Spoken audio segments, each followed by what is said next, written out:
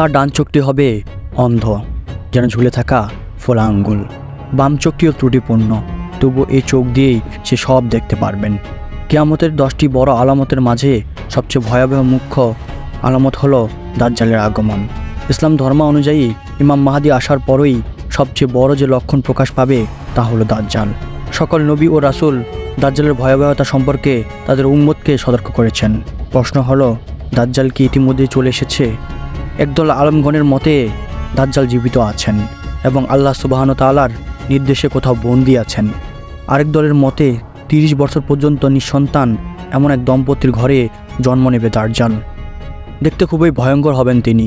তার কপালের মাঝে লেখা থাকবে কাফারা বা কাফির।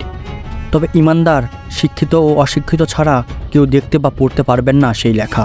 কেমন হবে দাজ্জালের বয়স? 25 বা তার চেয়ে কম বয়সের তরতাজা যুবক হবেন দাজ্জাল। খর্বকায় হলেও তিনি শক্তপোক্ত দেহের অধিকারী। কি হবেন দাজ্জাল আসার পর? মক্কা মদিনা ব্যতীত দাজ্জাল প্রায় সমগ্র পৃথিবী ভ্রমণ করবেন, সৃষ্টি করবেন দাঙ্গা হাঙ্গামা। তার কাছে থাকবে সকল ভাষা বোঝার মতন দক্ষতা। নিজেকে মানুষের কাছে খোদা বলে দাবি করবেন তিনি। সহিহ জামে আস-সগীর 7752 হাদিসের মতে সে মানুষের কাছে গিয়ে বলবে, আমি যদি তোমার মৃত পিতামাতাকে জীবিত করে দেই তাহলে তুমি কি আমাকে প্রভু হিসাবে মানবে? সে বলবে, অবশ্যই মানব। এই সুযোগে শয়তান তার পিতামাতার আকৃতি ধরে বলবে, হে সন্তান, তুমি তার অনুসরণ করো, সে তোমার প্রতিপালক। ইমান দুর্বল মানুষগণ তাকে বিশ্বাস করতে শুরু করবেন। তবে তার হাজার হাজার অনুসারী থাকবে। অসুস্থকে সুস্থ করার ক্ষমতা থাকবে, সূর্যকে থামিয়ে দেওয়ার মতো ক্ষমতাও থাকবে তার কাছে।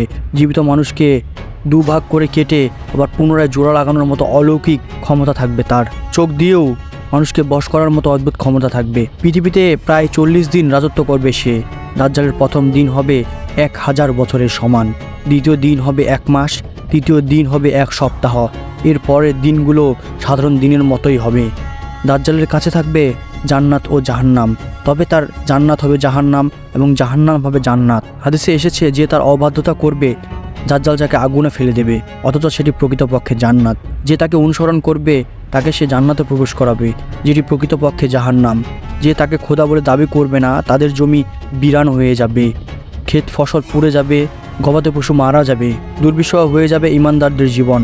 তারা নিক্ষিপ্ত হবেন দাজ্জালের জাহান্নামে। তবে তা অনুসারীদের জন্য চিত্রটা পুরো উল্টো। হাদিসে এসেছে, সাহাবীরা জিজ্ঞাসা করবে, ইয়া রাসূলুল্লাহ, ওই দিন কিভাবে আমরা বেঁচে থাকব? রাসূল সাল্লাল্লাহু আলাইহি ওয়াসাল্লাম বলেন, আল্লাহকে স্মরণ করা হবে তখনকার খাবার। আরেক দল বলেন, দাজ্জালের ফিতনা থেকে বাঁচতে সূরা কাহফের 10 আয়াতকে গুরুত্ব দেওয়া হয়েছে। হাদিসের ভাষ্যমতে যে ব্যক্তি সূরা কাহফের প্রথম 10 আয়াত মুখস্থ করবে সে দাজ্জালের ফিতনা হতে হেফাজতে থাকবে।